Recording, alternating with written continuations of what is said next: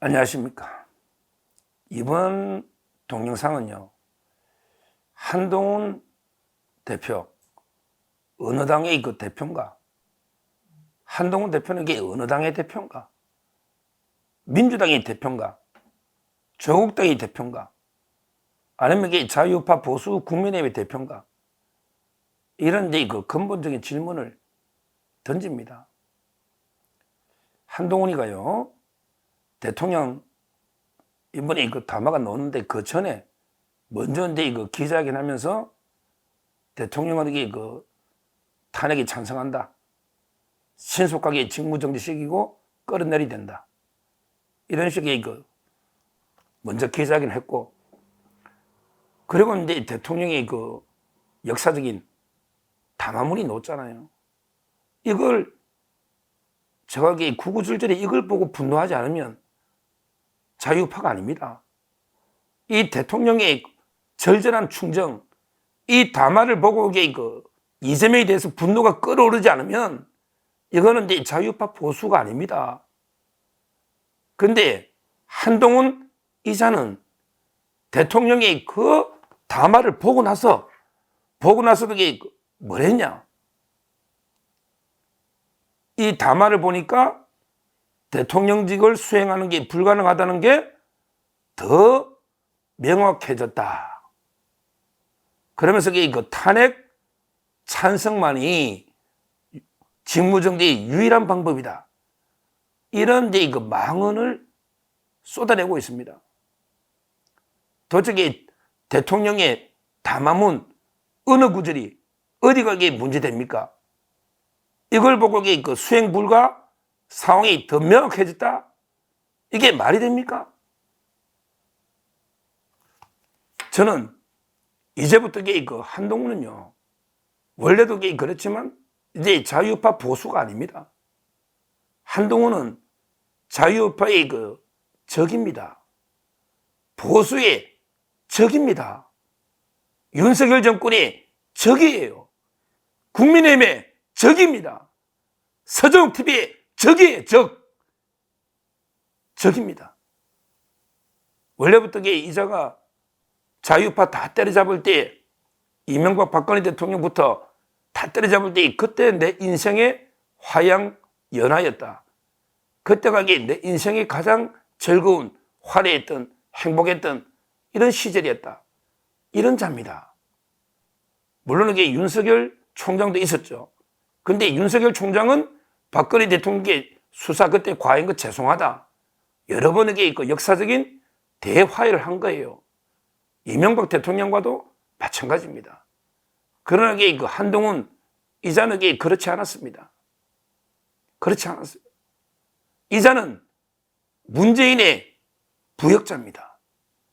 지금 이재명의 부역자입니다. 부역자예요. 지금 한동훈이 오늘 제가 객관적인 팩트를 말씀드리면요. 오늘은 이제 엠브레인 퍼블릭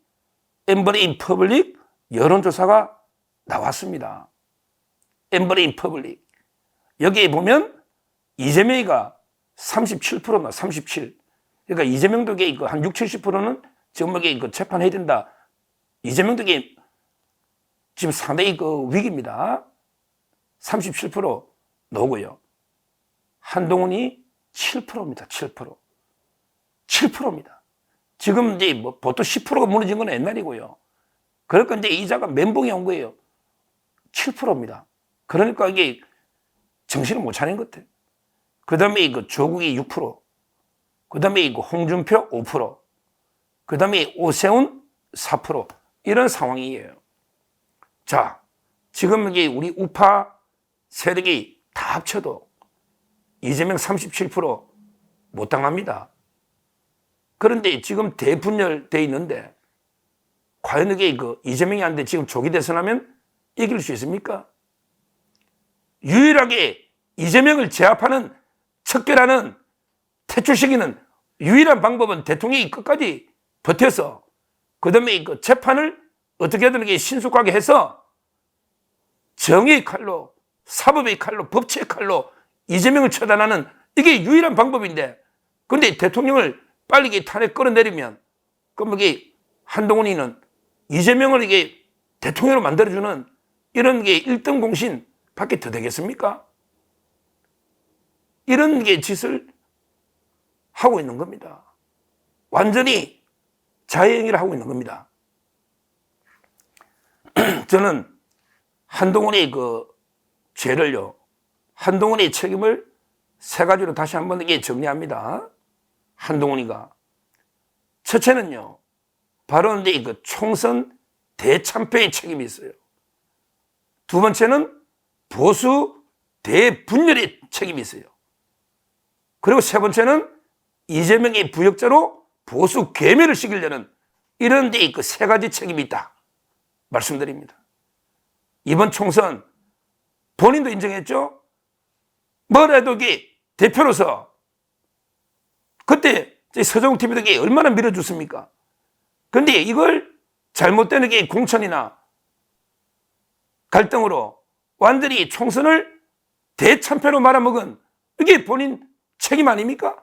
본인도 이게 인정했지 않습니까? 그만 해도 이게 출마를 안 했어야죠. 그리고 이제 이거 두 번째, 책임지고 물러난 자가 다시 이게 바로 등판해가지고 계속 이 갈등과 분열만 이렇게 하면서 이게 보수 대분열을 가져왔지 않습니까? 가져왔지 않습니까? 사사건건 대통령 발목만 이게 잡고 공개하면서 계속 이 우파 분열을 가져왔지 않습니까? 이게 두 번째 책임이라는 거예요. 그리고 급기야 최근의 행보를 보세요. 지금 이게 어린애도 아니고 왔다 갔다 이게 뭡니까 이거? 탄핵 반대한다 했다가 탄핵 찬성한다 했다가 이랬다 저랬다 계속 왔다 갔다 해요. 그 사이에 뭐가 바뀌었습니까? 본질이 뭐가 바뀌었습니까? 뭐가 새로운 일이 새로운 사실이 발견된 게 뭐 있습니까? 그 이후에 아무런 새로운 게 본질적으로 바뀐 건 없어요. 뭐게 군인들이 울면서 누가 뭐게 끌어내려 했다. 뭐 체포조 전부 이게 팩트도 아닐 뿐더러 그게 뭐 팩트를 한들 그게 뭐가 본질적으로 바뀐 게 뭐가 있습니까? 뭐가 있습니까? 왜 아무런 본질이 바뀐 게 없는데 입장만 왔다 갔다 이렇게 바뀌는 겁니다. 그리고 이게 탄핵이란 게 얼마나 중요해서 이게 한번 부결되면 이미 일사부재이 끝난 건데 또 될 때까지 기우제 탄핵을 하려면 이 표결은 이게 이미 끝난 표결 아니냐? 기본적인 사실이 동일한 거 아니냐? 국회법이 이게 했을서에도 징계나 파면에게 한번 부결되면 이게 끝 아니냐?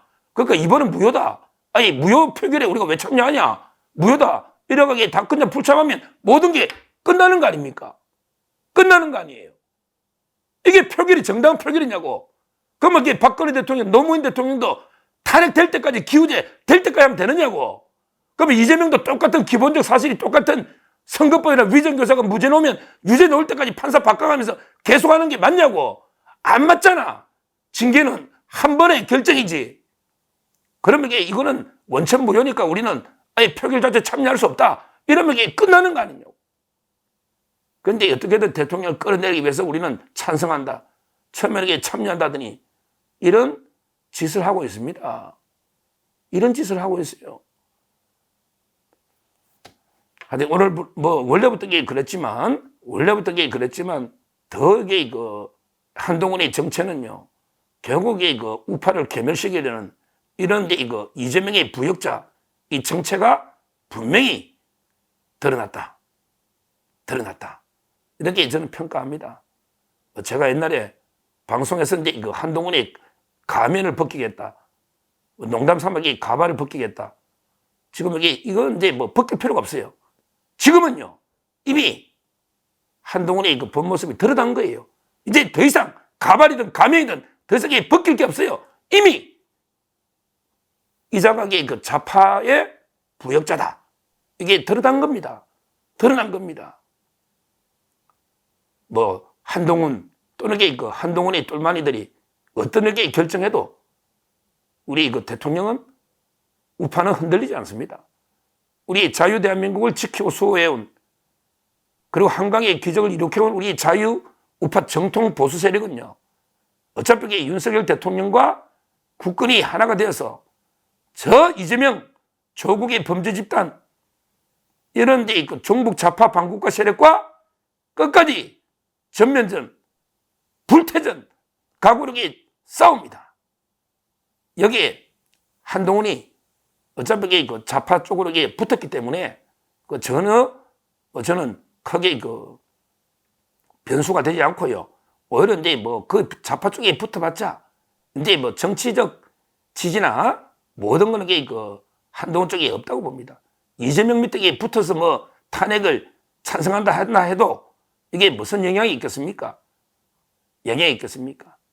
최악의 경우, 그것도 모릅니다. 표결 해봐야 돼요. 최악의 경우, 탄핵이 국회에서 통과된다. 이게 다가 아닙니다. 노무현도 국회에서 통과됐습니다. 근데 그 통과되자마자 거대한 역풍이 불었죠. 거대한 역풍이 불었어요.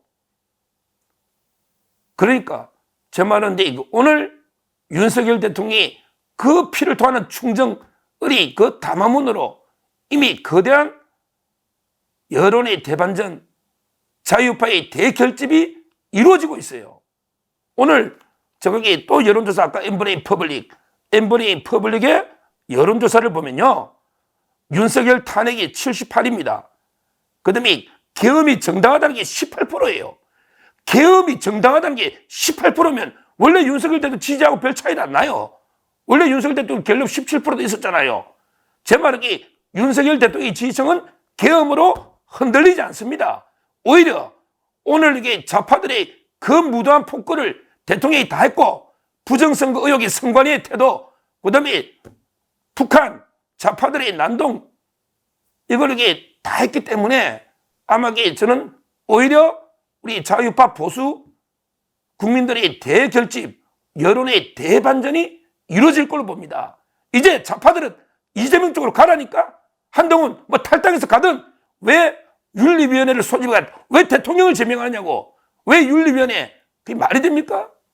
왜 대통령을 제명하느냐고. 네가 떠나라 말이야. 좌파 쪽으로, 원래 본색이 좌파니까 이재명 밑으로 가라 이거죠. 가라는 거야. 이재명 밑으로 갈 사람에게 몇 명 가라는 거야. 거기 조경태 가, 김혜지 가라고, 김상욱이 가라 말이야. 김재섭 탄핵할 사람 다 가라고. 이 자들이 빨리 떠나는 게 우리 자유파 보수 결집에 필요합니다. 이런 게 반국가 세력에 부안해동하는 이런 자들은요, 대상의 우파 정도에 있어봤자 어차피 내부의 적이요, 더 위험한 겁니다. 이런 암적 존재들은 도려내야 됩니다. 도려내야 돼요. 그러면 새로운 살은 돋아납니다. 우리 자유파의 또 훌륭한 전사들이, 영웅들이 다시 태어납니다. 결국 한동훈의 정체는 이제 완전히 밝혀졌고, 이제부터는 오히려 한동훈을 제명하든지, 어차피 그 체제는 무너지겠지만 빨리 이재명 밑으로 떠나라, 이렇게 촉구를 하고, 아마 이제 대통령이 정면 돌파를, 저는 원래부터 계속 그랬죠. 지금도 국회는 저는 반반이고요. 그리고 헌재에서는 이제 승리할 걸로 확신하고 있습니다. 이런 이제 대위기일수록 대통령을 믿고요, 대통령을 신뢰하고 우리가 하나가 돼서 대통령 중심으로 똘똘 뭉치면 충분히 극복할 수 있습니다. 오히려 이제 이번에 대위기, 대란이잖아요. 이럴 때 대란 대치, 이런 게 대위기에는 윤석열 대통령처럼 큰 정치 대치가 필요합니다. 여기에 이재명, 오늘 조국이 오늘 구속되겠죠. 조국, 그 다음에 한동훈, 이런 좌파 정북 세력들을 싹 쓸어버리고 우리 자유 대한민국을 원점에서부터 새롭게 건국한다는 제2의 건국의 심정으로 자유파를 중심으로 대한민국을 새롭게 세워나가야 되고, 그 중심에 아마 대통령이 있을 겁니다. 대통령은 결코 물러나지 않습니다. 끝까지 싸워서 대통령은 끝까지 최후의 승리를 할 겁니다. 이재명, 조국, 한동훈 이런 게 좌파 세력을 썰어버리고 아마 새로운 자유민주 대한민국을 제2의 건국을 할 것이다. 이렇게 믿고 있고요. 저도 미력 하나마 대통령과 함께 끝까지 운명을 같이 하고 싸우겠다. 이렇게 말씀 드립니다. 감사합니다.